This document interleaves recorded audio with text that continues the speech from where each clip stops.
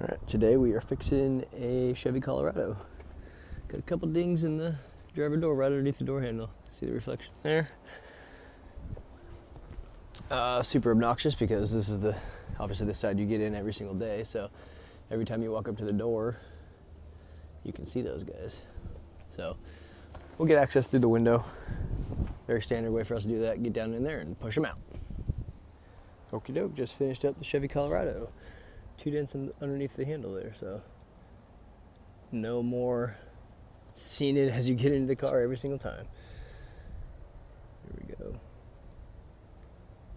Especially on a black car, you can see everything. So anyways, those are the dents. Appreciate you guys watching. See you on the next one.